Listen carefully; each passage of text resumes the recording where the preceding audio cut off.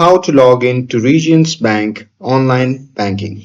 Hey everyone, welcome back to the channel. So if you want access to your Regions Bank account, well here is how to log in online. So now without further ado, let's get started. So first thing first, open any web browser and now here once inside, you can just click on the search bar and simply search Regions Bank.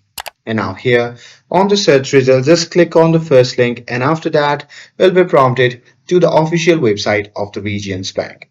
Now here once you see the interface like this, just click on the login button and after that you'll be prompted to the login page. Now here simply enter your user ID first and once you're done with it, simply click on continue.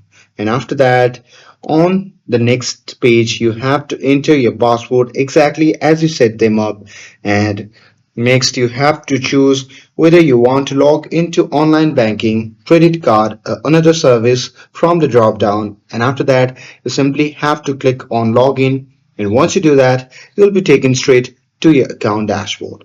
And if it's your first time or you are new on your new device, then Regions may send a security code for verification.